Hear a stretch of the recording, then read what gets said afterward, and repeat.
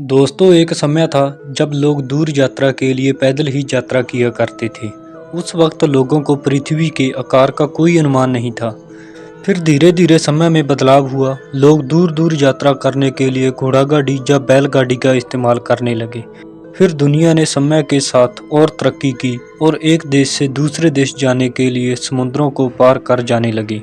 दोस्तों, शुरुआत में उन्हें बहुत मुश्किलों का सामना करना पड़ा, क्योंकि उस समय छोटी दूरी के लिए लोग जहाज को समुद्रों में दौड़ा देते थे और अंदाजे से उस दूरी को पार कर मंजिल तक पहुंच जाते थे। लेकिन लंबी दूरी तय करने के लिए उन्हें रास्ता ढूंढने में बहुत दिक्कत आती थी, जिस वजह से वह रास्ता भटक जाते थे और हमेशा के लिए समुद्र में खो जाते थे। फिर इस मुश्किल का सामना करने के लिए बड़े बड़े लाइट हाउस का निर्माण किया गया।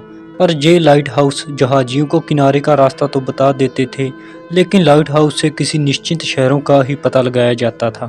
किंतु उनके सामने मुश्किल अभी भी थी, क्योंकि उन्हें कहीं दूर दूसरे देश जाने के लिए समुद्री दिशा और रास्तों का पता नहीं लगाया जा सकता था, जिस वजह से समुद्र में बहुत सी घटनाएं होती थी।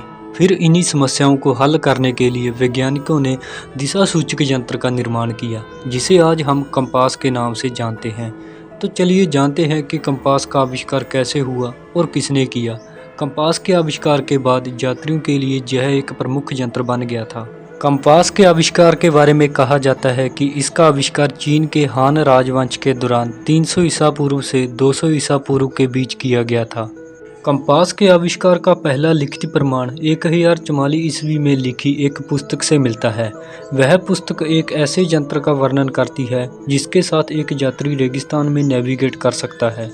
फिर 1084 ईस्वी में चीनी शेन ने कंपास का विस्तार से वर्णन किया था और उसने लिखा था कि धातु का एक टुकड़ा एक छड़ी से जुड़ा हुआ था जो पानी में डूबा हुआ था। कंपास के आविष्कार के बारे में जानने से पहले ये जान ले कि कंपास होता क्या है। दोस्तों, आपको बता दूं कि कंपास एक ऐसा यंत्र होता है जो एक दिशा को इंगित करता है, यानी कि दिशा के बारे में जानकारी देता है, जिससे समुद्रों और जंगलों की यात्रा तथा नेविगेट करना आसान है। हालांकि इस समय दुनिया में कंपास बहुत प्रकार के मौजूद हैं, लेकिन चुंबकीय कंपास यानी मैग्नेटिक कंपास को सबसे अधिक कामों में लिया जाता है। समय के साथ कंपास में काफ़ी बदलाव आया है, लेकिन इसके काम करने के तरीके उसी आधार पर हैं जैसे सदियों पहले हुआ करते थे। आपको बता दें, चुंबकीय कंपास में एक चुंबकीय सुई लगी होती है जो पृथ्वी के चुंबकीय आधार पर घूमती है। दोस्तों, कंपास का उपयोग कब काम में लिया गया, इसका कोई ठोस प्रमाण नहीं है। यूरोप में चुंबकीय कंपास के सबूत पहली बार 14वीं शताब्दी के आसपास मिलते हैं।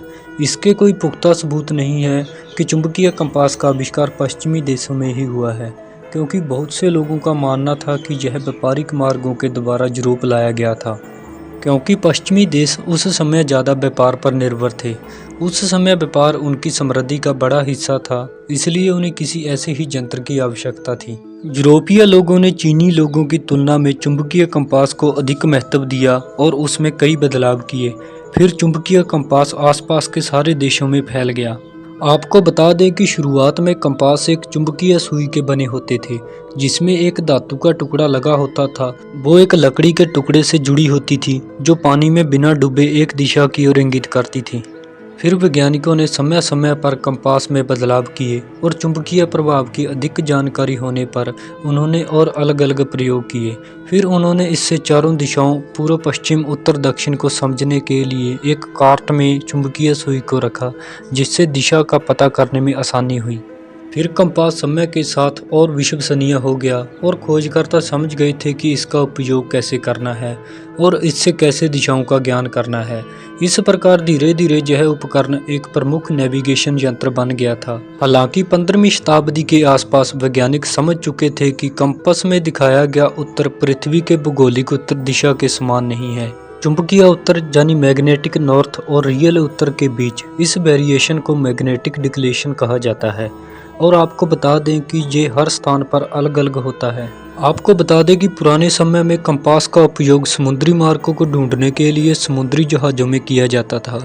दोस्तों, फिर समय के साथ साथ जहाज़ें लकड़ी की बजाय स्टील और लोहे के बनाए जाने लगी, जिस वजह से जहाज़ के लोहे कंपास निडल के चुंबकत्व को प्रभावित करते थे। जिससे कंपास के रीडिंग में वेरिएशन होने लगा और इस अंतर को डेविएशन कहा जाता है। फिर वैज्ञानिकों ने इस समस्या को ठीक करने के लिए कंपास के पास नरम लोहे की गेंदों और बार मैग्नेटिक रखने के तरीकों को आजमाया, जो कि कामयाब रहा, जिससे कंपास के रीडिंग की सटीकता को बढ़ाने में मदद मिली। दोस्तों, फिर तकरीबन 20वीं शताब्दी के शुरुआत के दिनों में जैरो कंपास का आविष्कार किया गया, जो पृथ्वी के घूमने के आधार को सही उत्तर को अंकित करके दिशा निर्देश देता है। दोस्तों, इस प्रकार के कंपास का उपयोग आज के समय में भी जहाज़ों में किया जाता है।